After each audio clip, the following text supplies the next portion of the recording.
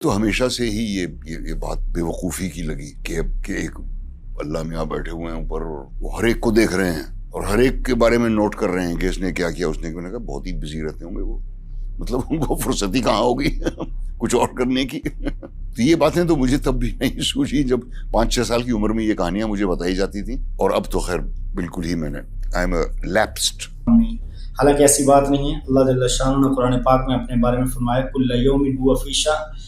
اللہ جل شانہ ہر دن نئی شان میں ہوتا ہے. یدبر الامر، وہ حکمت کے تحت معاملات فرماتا ہے، نئے نئے کام انجام دیتا ہے. روزانہ اللہ رب العزت کچھ نہ کچھ کرتے ہیں. جیسے کہ یمسک السماء ان تقع علی الارض، اللہ تعالیٰ نے آسمان کو تھاما ہوا ہے کہ وہ زمین پہ نہ گرے. اور اللہ لا الہ الا هو الحی القیوم لا تأخذہ سنۃ ولا نوم. اللہ کی ذات وہ ہے جو حی ہے اور قیوم ہے، یعنی وہ زندہ ہے اور ساری کائنات کو تھامے ہوئے قائم کیے ہوئے. اگر اللہ کی ذات نہ ہو تو کائنات برقرار نہیں رہ سکتی ہے.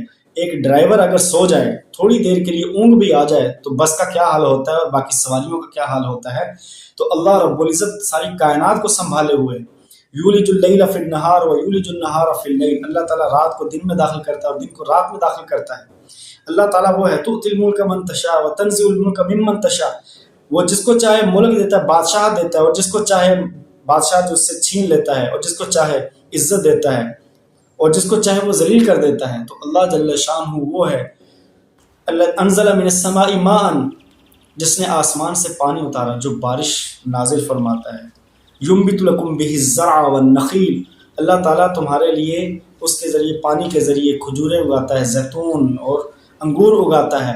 اللہ تعالیٰ بیج میں جان ڈالتا ہے، مردوں میں جان ڈالتا ہے.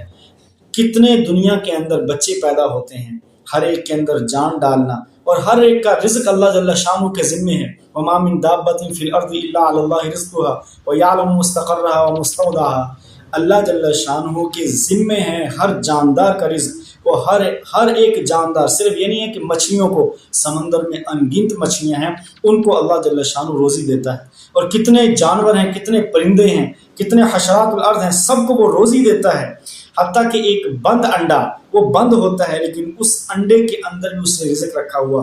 کتنے بچے پیدا ہوتے ہیں انڈوں میں سے، ان کو رزق دینے والا، شفا دینے والا. وَإِذَا مَرِضْتُ فَهُوَ يَشْفِينِ، اور جب میں بیمار ہوتا ہوں وہ یشفین، وہ شفا دیتا ہے. کتنے لوگوں کو وہ شفا دیتا ہے. ساری کائنات کو سنبھالے ہوئے، ساری کائنات کا نظام چلا رہا ہے، زمین آسمان کو ہلنے نہیں دیتا ہے، اپنی اپنی جگہ برقرار رکھا ہوا ہے. ستارے، چاند، سورج، ہر چیز کو مسخر کیا ہوا، تابع کیا ہوا ہے. کوئی پتا بھی اس کے حکم کے بغیر ہل نہیں سکتا ہے. اور یہ بندہ کہتا ہے کہ اللہ کو اور کوئی کام نہیں.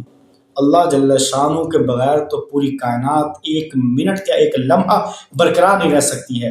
یہ اپنے آپ پر قیاس کرتے ہیں، جیسے یہ لوگ فارغ ہوتے ہیں، ویلے نکمے ہوتے ہیں. معاذ اللہ معاذ اللہ، اتنی بڑی بڑی ہستیوں کے بارے میں بھی وہ ایسا ہی گمان کرتے ہیں. اور چل جائے کہ رب الکائنات، کائنات کا رب، وہ تو سارا کچھ سنبھالنے والا، اس کے بارے میں ایسی باتیں کرنا سوائے جہالت کو اور کچھ نہیں ہے.